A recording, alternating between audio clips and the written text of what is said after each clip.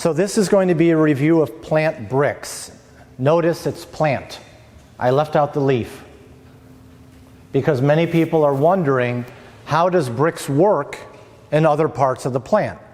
So I'm going to spend a little bit of time talking about this relationship of plant Brix so that you can understand part of the reason why I choose leaf Brix in order to do the measurements, and what you can learn from testing other parts of the plant with Brix.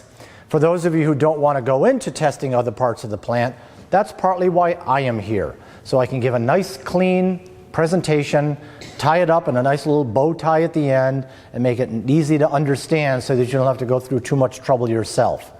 But if you wanted to go further, I invite you to, especially if you're dealing with products which are easily amenable to Brix. Many fruits, for example, are easily amenable to it. So this is now going to be a review of plant Brix. Let's begin. You've already seen this chart before. There's a reason why this chart is here. It is a leaf Brix chart. So some of the questions that I get are like, well, I understand what you're saying about leaf. Does this apply to other things? Not exactly. As you will find out, this leaf Brix chart applies to leaves.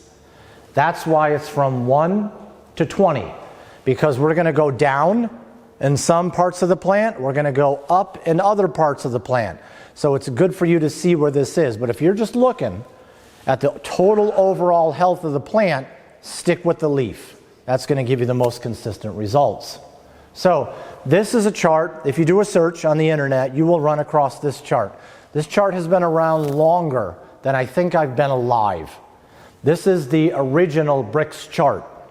The original Brix chart breaks down what is considered to be poor health, average health, good health, and excellent health for various fruits, grasses, and vegetables, and they're listed all here for convenience sake. It is nice to look at this chart, but this chart has caused some level of confusion, because when I get out and talk about the leaf Brix chart, people say, I don't understand, how does it compare to this one? Well, it doesn't, because here we're dealing with various fruits. Here we've got some grasses, and here we have some vegetables, and it's often the part that you eat, not the leaf itself. That's why this chart sometimes causes confusion. Does this mean this is not useful? No. I consider this chart incredibly useful. And there are lots of things that you can gain from this chart, just so that you understand that the leaf Brix chart complements this, or this chart complements the leaf Brix chart. And I just wanted you to understand the limitations of each one of the charts. All right. All right, so plant Brix. I'm going to be discussing, let's try that again. I'm going to be discussing, this is what happens when you get a little bit too much pizza and some Mountain Dew in your system, you just start slobbering and not really making yourself clear. I'm going to be doing plant Brix today. There are 5 things that I'm going to be doing. I'm going to talk a little bit about leaf Brix. I need to. Then I'm going to talk to you about root Brix. I'm going to need to do this too. Then we're going to have stem Brix. It's good to have a full background and understand how Brix affects stems. And we're also going to do fruit Brix. Fruit is one of the most important things that we test with Brix. Very, very commonly done, especially the orange industry. I mean, they're paid by how much Brix they have. So if you have some guy coming in, he's got oranges coming at 11.9 and another one has 14.3, he's going to make more money on his oranges. The whole industry is based upon that. And then we have Phloem Brix, which is the sugar content found in the phloem tissue, which is transporting around the plant. So this is the original chart that I've told you about before with the different groups. And these groups start to break down when you switch to different parts of the plant. This leaf Brix chart works very well for what I have listed up here. But if you start bringing in roots and fruit and other things into the picture, there are some adjustments that are made. And there are good reasons for this. And I want to make sure that you're educated about this so that if you are attacked, and I get attacked all the time, that you are able to respond in a coherent manner and understand how this whole Brix thing occurs. So let's start with leaf Brix. A leaf is what I'm measuring and I'm trying to get 2 or 3 drops of liquid out of the leaf. When I am testing as a scientist, I'm always trying to get 30.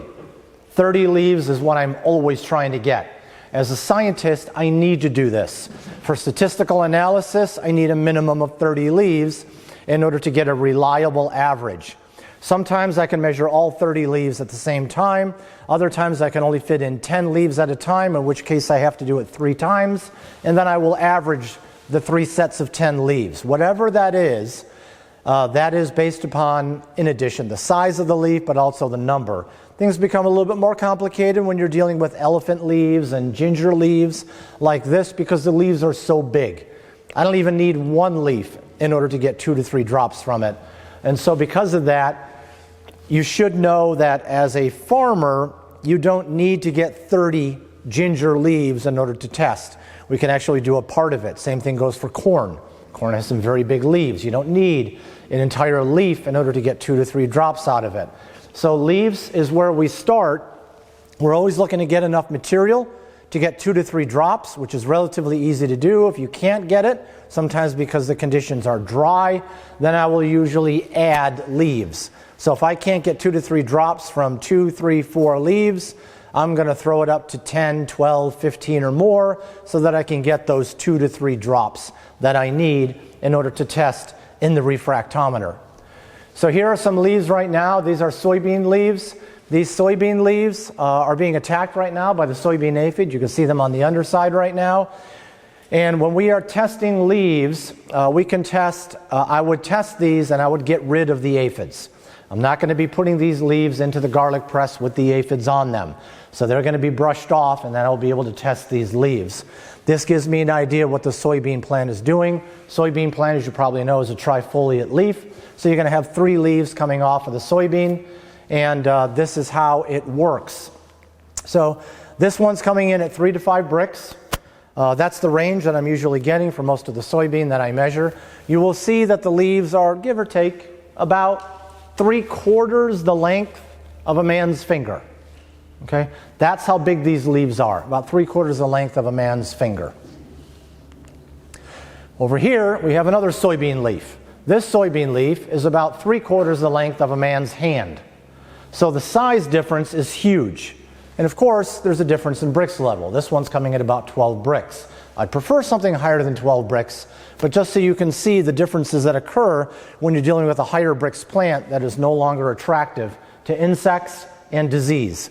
So this leaf, a much healthier leaf, is also much bigger, but understand why. I just got finished telling you that photosynthesis produces glucose.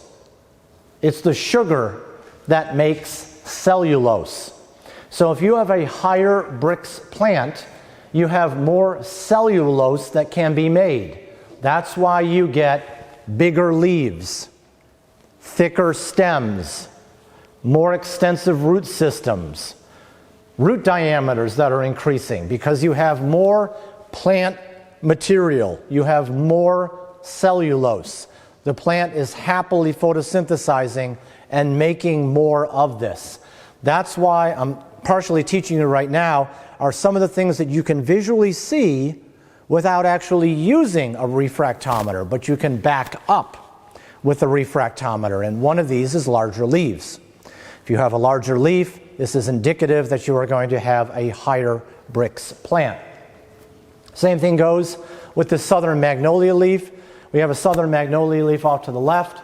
This is where most of the leaves were on the tree. And I threw some nutrition at this, and we've got a leaf that's 4 times larger than this first leaf. In addition to being 4 times larger, you will also notice the sheen.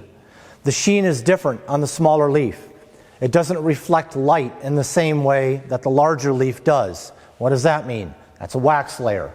So we've got an increase in lipids. This increase in lipids is making it more of a sheen, so it has more of a reflective, attractive leaf purpose, and that's what you are noticing in the sheen versus here, which is not that strong, versus a much stronger sheen or reflective light on this particular leaf of southern magnolia. So that gives you a little bit of background as far as the leaves are concerned, is that you can take a look at the size and use that as an indicator if you don't happen to have a refractometer, or if you just don't choose to use a refractometer. I'm going to give you some background information so that you have enough background information in order to ascertain what is going on with your particular crops. Root Brix. Root Brix is something that normally you wouldn't test because people just don't go digging roots out of their crops. Not usually. It's hard to do. But there are some cases where it's all about root Brix, like carrots.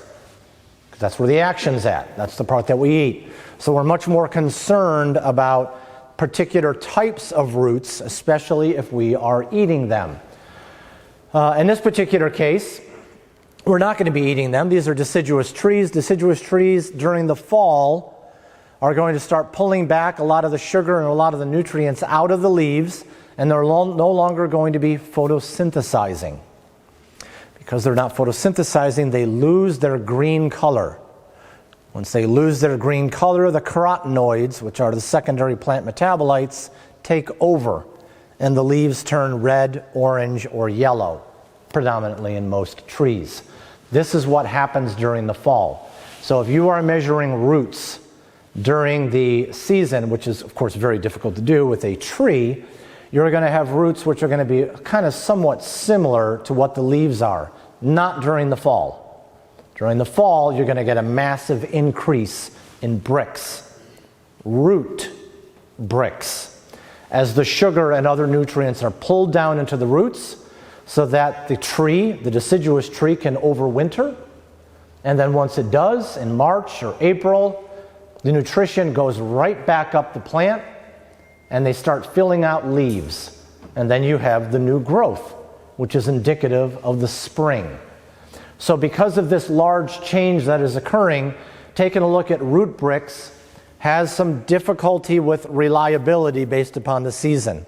So in addition to not being able to reach the roots easily, this is another reason why we don't routinely measure the roots, because they have a tendency, especially seasonally, in order to move sugar up and down and to change some of the readings, which it's not impossible to follow. It just makes it a little bit more difficult and doesn't give you a nice, clean chart like the leaf Brix chart.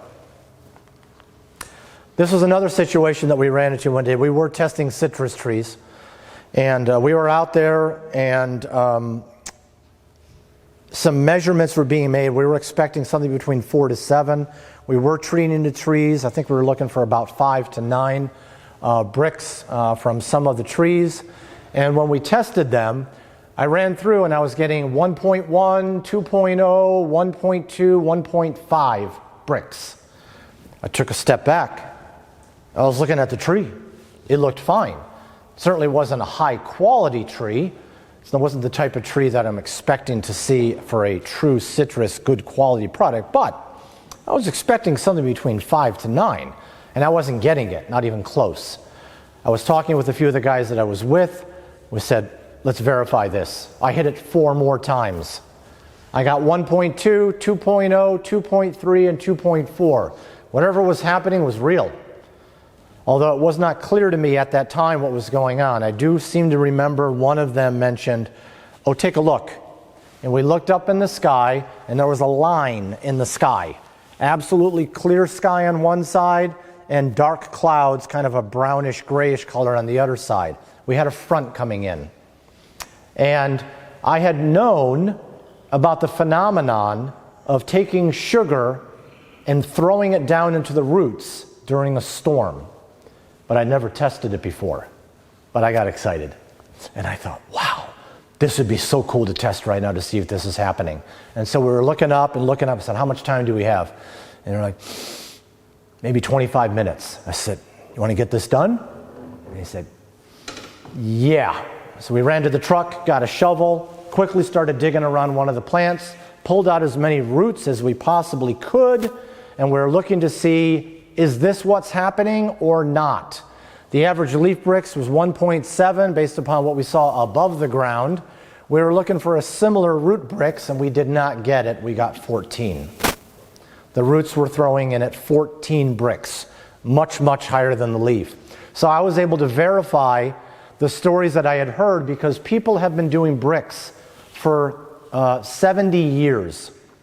I think since about the 1950s, give or take, maybe a little bit before, when a lot of this Brix reading was done. I only came into the picture at about 2000, give or take. And so I've only been at it for 25 years, which is a lot less than what some other Brix professionals have done. And so I had heard about this phenomenon of the ability to pull sugar down if the plant feels it's going to lose everything above the ground. And does that happen in Florida? You better believe it does. Because when we get a hurricane, it can actually take some of the plants and bring them right down to the bottom. Once the roots have enough nutrition, the plant will grow back. So the plant is compensating for the chance that it could lose all of its leaves, its stems, or anything above the ground. And we were actually able to witness this in this particular instance. So I'm giving you some of the exceptions, not because these exceptions are designed to inhibit you from trying out a little bit of root Brix action, but I did want to at least tell you about one experience, because you have to be at the right place at the right time, and we just happened to be at that one time, and these are some of the results that we got in regards root Brix. This does not disqualify the leaf Brix chart. It just shows you that there are some complications in other parts of the plant. So when it comes to carrots, for example, it's all about the roots, because that's what we eat. So people are very interested in that. So based upon the Brix chart, the first one that I told you about with all the numbers, these are the numbers that come up. 4 Brix is a poor carrot.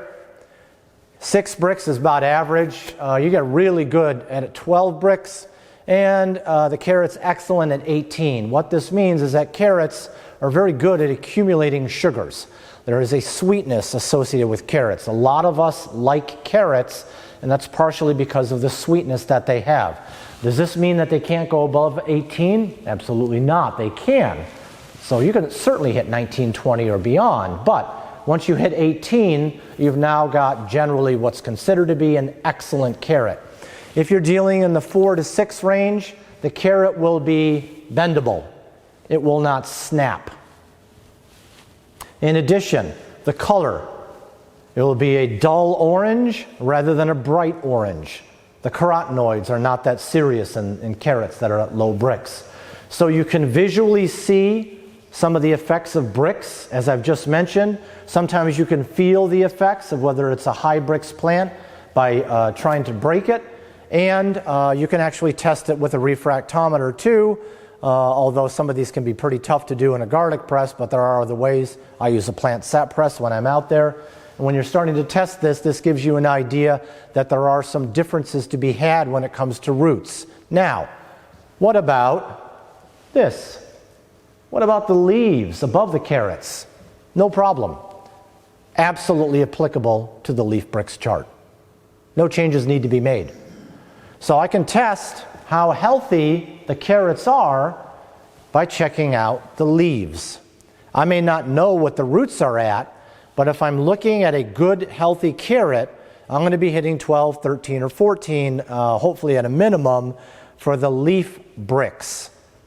The root Brix might be higher than that, but it's the leaf Brix that tells me how healthy it is. Potatoes. Potatoes are also roots too. Some people don't consider them roots, they consider them tubers, but they're really root tubers.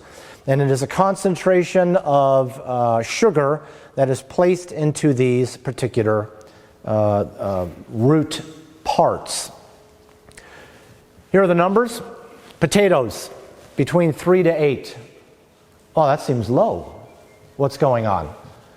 The reason why this is so low is because when the sugars are brought down into the potato tuber, they are converted into a material we call starch. Starch is not registered on the refractometer. We can measure monosaccharides, the 6-carbon sugars. We can certainly measure disaccharides because that's what it's calibrated to do.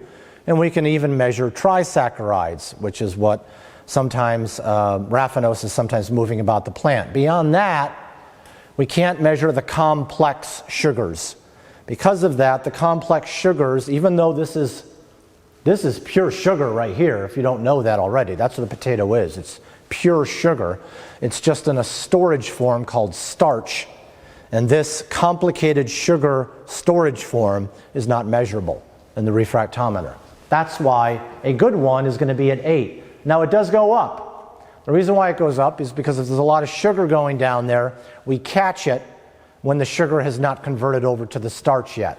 And that's why we can get relatively high measurements of 7 or 8, just to kind of give you an idea. For potatoes that are not very good at converting into starch, a lot of the sugars will remain, therefore giving them a sweeter flavor. That is why we call sweet potatoes, because they do not convert over to starch in the same way that the regular white potatoes that we are used to eating for particular meals. Sweet potatoes are sweet, not because they're better, but because they're different.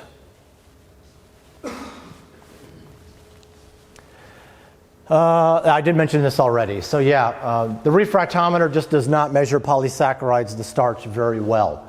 It's the lower stuff that it measures very well, and that's where some of the accuracy comes in. It gives us a good idea of what's going on. That's why we don't usually measure potato tubers, but I just mentioned that already. Let's talk about stem Brix. Okay? Stem Brix. The stem is not an exciting part of most plants. However, everything changes when it comes to sugarcane.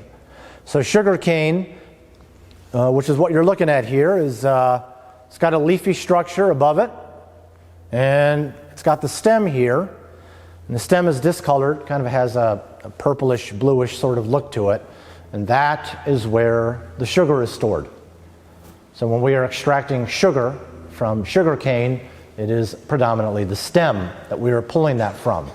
That's the reason why the Brix is going to be a little bit different in the stem than you will find in other plants. So how does this work? Let's take a look at some stem Brix plants. One of the ones that people don't think about is asparagus. Asparagus is located here. We can see that it's running between 2 to 8. Again, that looks kind of low, but if you think about it, asparagus is not sweet. We may like it. I like it. I like to have it in butter, but it's not sweet. And that's the reason why it's relatively low. You are essentially eating a stem when you eat asparagus. And it's a little bit on the low side. That's just the way some of these stem plants work. However, it's different when it comes to sugarcane, because they're stuffing a massive amount of sugar into the stem, whereas asparagus does not do something like that. And so if you have, you can still measure leaf Brix. It's still applicable, 1 to 20. Chart doesn't change. And so these are the leaves up here. You can remove them, smash them up, get 2 or 3 drops out of them, just like you would anything else, no big deal. But the stem Brix, that's a different ball game altogether.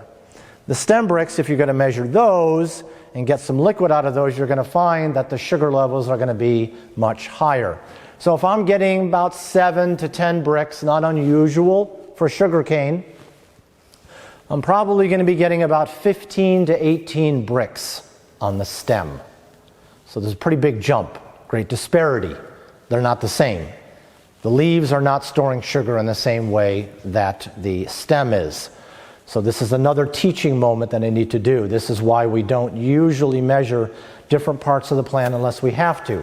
If you're involved in sugarcane production, you are measuring the stems all of the time, because that's where the money is. And the higher you get it, the more sugar you have, and it's all made into various products. Okay. If you're running 15 to 18 Brix on the sugar cane, which you certainly can do, then you're going to be running about 22 to 30 Brix for the stem Brix of the sugar cane. Huge difference. Are they the same? No.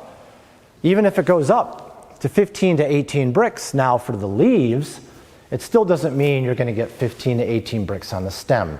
That just means the plant is going to be putting that much more sugar into the stem. So I need to teach you that there are these disparities to different parts of a plant.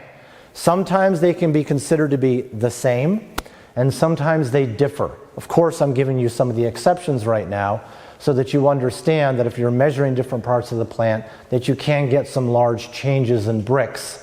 And I'm mentioning some of the more common plants, possibly, that all of us have heard of before, even if we're not raising sugarcane.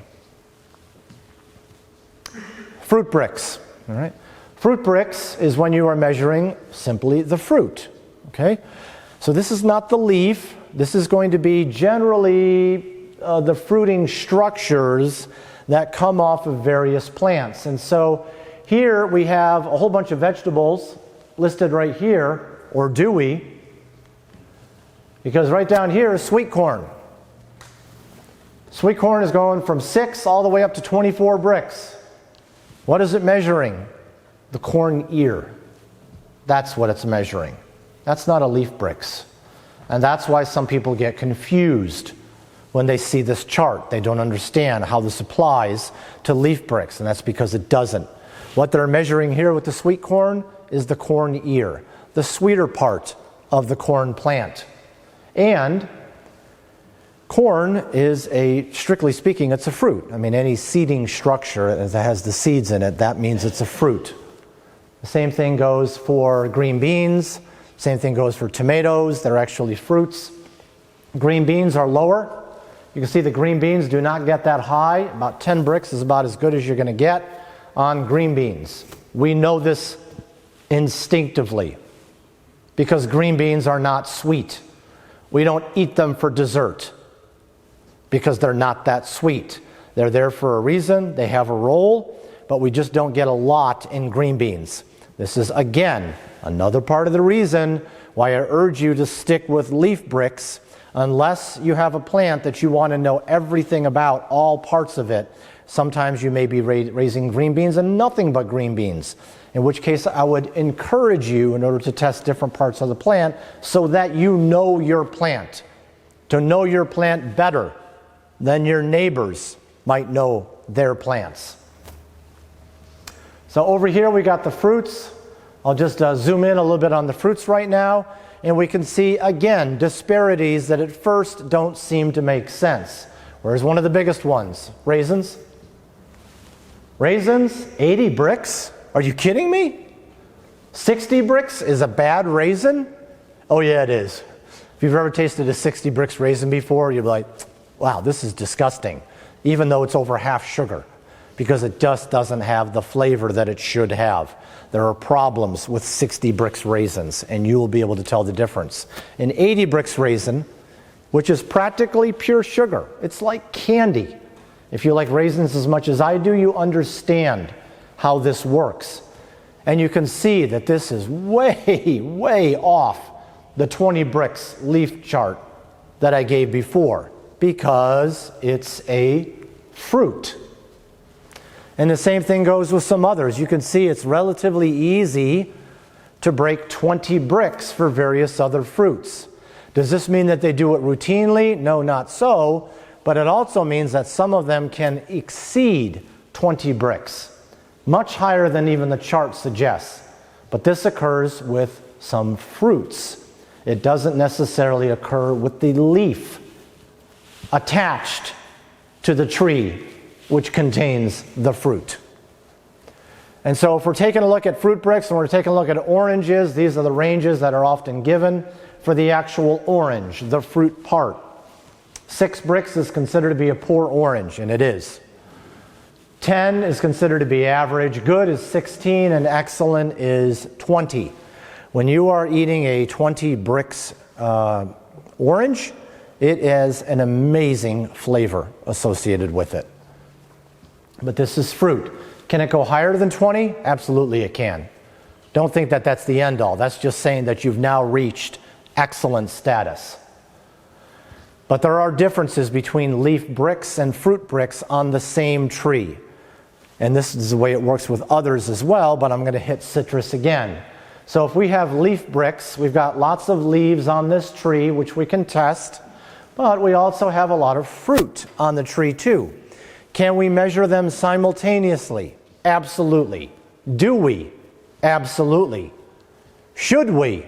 I think you should. And there's a reason why, is because there are relationships between leaf Brix and fruit Brix, whether it be a citrus tree or most of the others, because when we're dealing with sweet fruits include the oranges, apples, cherries, grapes.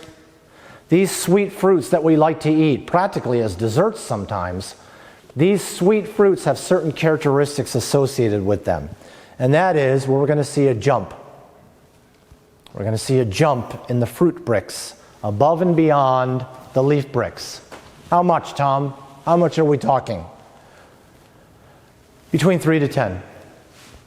If it's not at least 3 Brix higher, there's a problem with the tree or the plant. It needs to be a minimum of 3 Brix higher. If I'm getting 12 Brix on the leaf, I better darn well be getting at least 15 Brix on the oranges. If not, there's a problem. And I may need to figure out what that problem is. But you're learning just by using Brix that there is a problem. Can it go even higher? Sure, 10 Brix, it's not uncommon. We can have differences of 3 to 10 Brix, and I consider that pretty normal. It doesn't usually break into the double digits. So we're not seeing differences of 15 and 20 Brix, not usually. And if we do, that usually means the plant's about to die.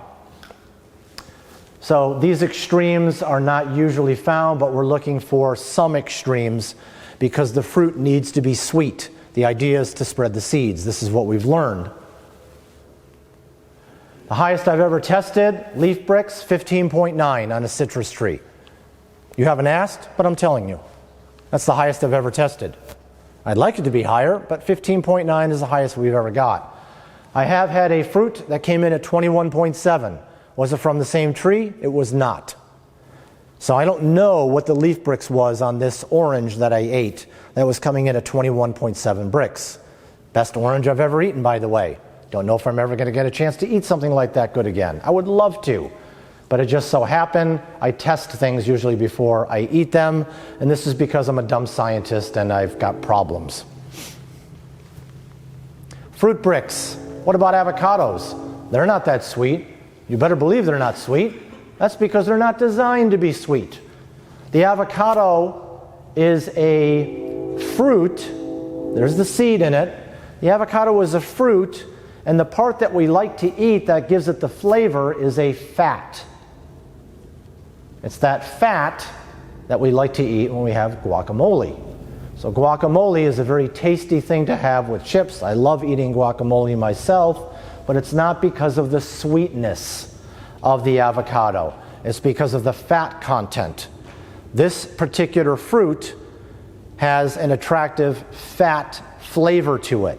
That's the attractiveness of avocado. Because of that, you are not going to get higher readings from the avocado. 10 is going to be about as high as you can go for the avocado, because they're just not going to get as sweet as an orange, an apple, or a cherry. Fruit Brix for grapes. We can get pretty high with some of these grapes. The grapes can be running between 8 to 20. I've never tasted an 8 Brix grape before, but I have tasted a 9 Brix grape before, and I could not swallow it. I just spit it up. It was so disgusting. So I have no idea what an 8 or even a 7 Brix grape tastes like. But based upon the 9 Brix that I had, I would not suggest going down below 9 Brix if you value your taste buds. So this is what you're running at. You're about 12 to 16 average for a grape. An excellent one is 20. I'm going to reiterate. Does this mean you can't get above 20? Oh, it absolutely can. It's just that that's when you reach excellent status. Here are some insects right now. Some tephritid flies that are laying their eggs, ovipositor, into fruit. These insects have decided that the fruit is a low enough Brix and therefore digestible to its young. So it's going to lay its eggs in this fruit. It smells, it tastes, and if what it smells and what it tastes is adequate, it will then extend the ovipositor out the back end, squat, and lay the eggs directly into the fruit. it has now been judged inadequate for human use because of the presence of the insect, which deems it as a lower Brix, therefore more appropriate digestible product for its young. So that's what they're going at right now. We have other tephritid flies too. Here's Ragoletus, different genus. This one happens to be attacking cherry. It's the western cherry fruit fly. You can tell that this cherry is unhealthy. You can tell for two reasons. One, the presence of the insects. If the insects are there, this means it's unhealthy. That's one. The second reason why I know it's unhealthy is because of the white ring. Do you see the white ring? That's okay. I don't see it either, because there is no white ring. This white ring you should be looking at should be surrounding where the pit would be. If you've got a white ring, which is composed mostly of calcium, they'll also have some other minerals that will contribute to the white factor, and this white ring should be completely surrounding the pit. That is an indication that it is a higher Brix cherry. These higher Brix cherries are not attacked by the western cherry fruit fly or any other insect for that matter. This one is completely devoid of any white ring and is part of the reason why it's being attacked. Again, trying to teach you things so that if you don't want to use the refractometer or you don't have one on hand, there are ways to visually tell the quality of the product. Grapes. I don't know if you can see this from the back. Can you see the white ring? In the back, can you see it? Kinda? You can? Okay, good. Fantastic. So there is a vague white ring that is surrounding this particular grape. And so it's not that big, it's not that easy to see, but we've also got some, it looks like a very, very thin white line, which usually extends. That's where some of the calcium and some of the others go, and they add hardness to a grape. So you'll notice when you're eating a soft grape that collapses in your mouth, it doesn't taste good. And that's because there's going to be no white ring associated with it. If you do have a good solid white ring, it's going to be hard and it's going to be almost snap in your mouth. And that is indicative of a good cherry or grape, as the case may be. These grapes are not healthy. One, you can tell by the outside. We have various imperfections on the outside of this grape. If we cut them open, we really don't have any white line to speak of. We've got a few hairlines, which are difficult to see. Even on the front right here, they're just not that easy to see because it's a relatively non-existent white line. These are soft. They're not hard. They're not going to have a lot of flavor associated with them. And this is what they want. This is what the insects want. The females cannot penetrate intact plant tissue with their ovipositor. In most cases, they deposit eggs into damaged, cracked, or decomposing plant tissue. Remember that from the first presentation. The insects are making a decision about what fruits, if they're a fruit fly, in this particular case it is, what they're going to lay their eggs into. And they're very selective about what they do. This is a grape with a white ring. And I know you can see this in the back. This white ring is relatively thick. I was actually eating grapes at home, and I thought they tasted really good, so I decided to cut one open. I took a quick picture of it. That's my hand. That's my dining room table behind that. And I'm showing you about what a 19 to 20 Brix grape looks like. It may not be perfect, the highest that you can get. I have seen grapes before where the whiteness extends almost all the way to the center seed, if it is a seed grape. Some of the seedless grapes are usually not as healthy, but the seeded grapes usually are, and the white line can extend even further than this is, but this one is very easy to see. And just so you know, about 19 to 20 Brix for this. But there are gradations, and the industries know about these Brix gradations. If you are a wine grower, You want 24 Brix and nothing less. You won't even pick the grapes unless they're at 24 Brix and above. People walking around the vineyard waiting to pull those grapes at maximum Brix level for wine have a refractometer coming out of their pockets.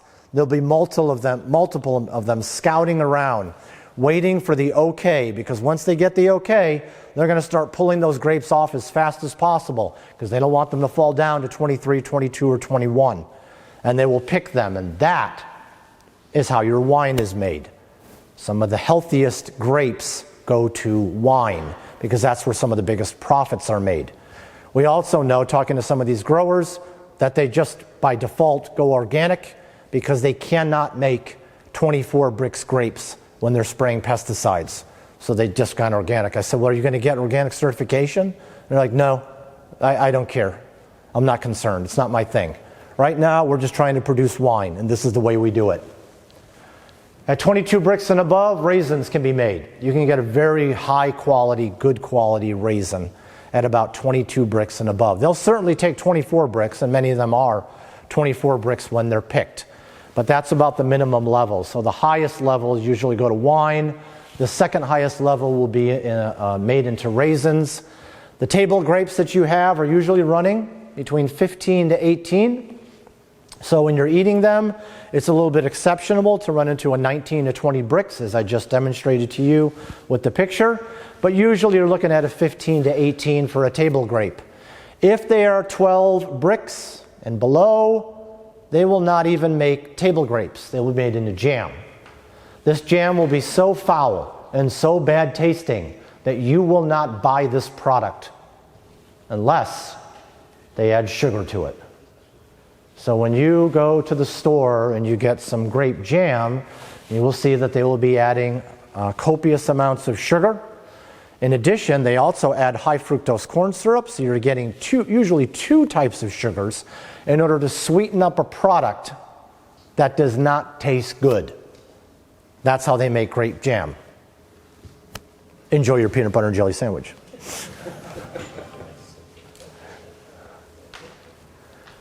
And finally, Phloem Brix.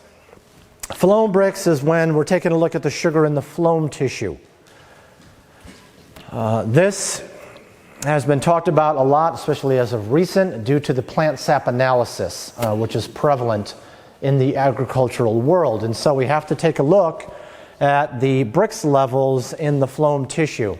So if you're not familiar with this process, I know some of you are, but I'm going to assume you don't, and that is you remove leaves from a tree, and then you send them to usually one of three companies. It's Nova in the Netherlands, if not Apical or New Age Laboratories in the United States, and they will extract the phloem and the xylem tissue and then give you a complete readout of everything in the phloem and the xylem tissue. It's a measurement of everything that is being actively transported through the plant.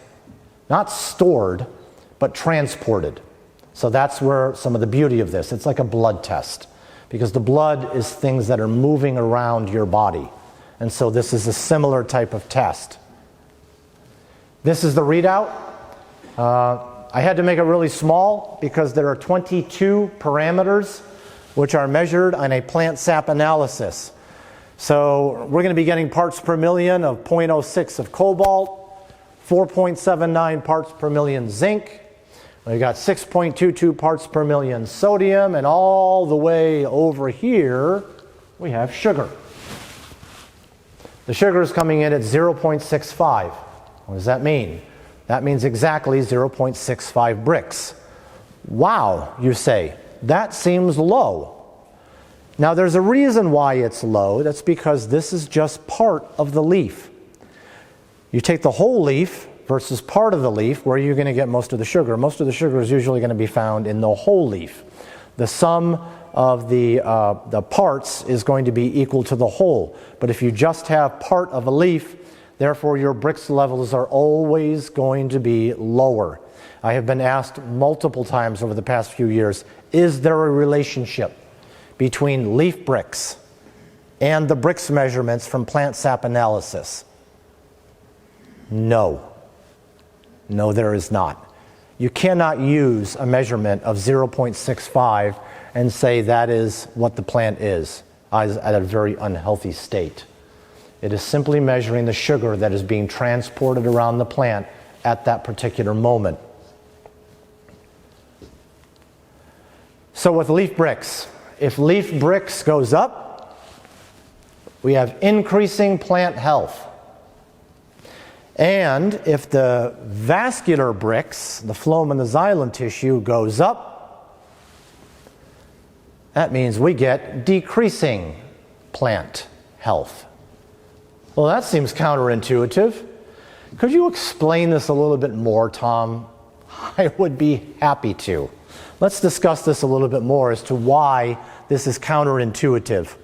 If we take a look at some graphs which have been made, I've had a chance to take a look at over 10,000 plant sap analysis, and I'm showing you the sugar content. These are Brix levels right here.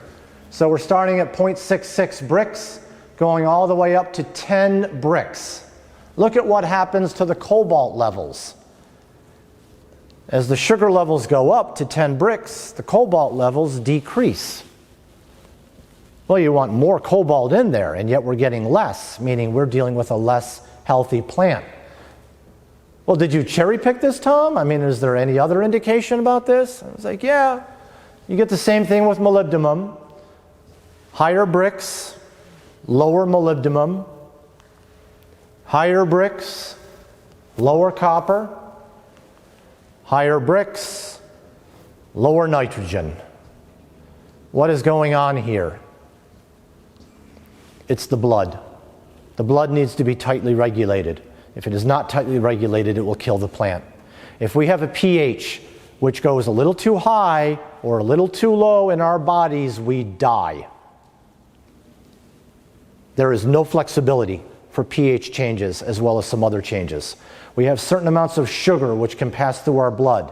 It is regulated by the pancreas. These levels need to be regulated in a plant as well.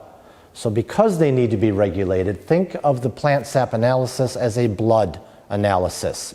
You are not going to get the same readings as you would if you crushed a leaf.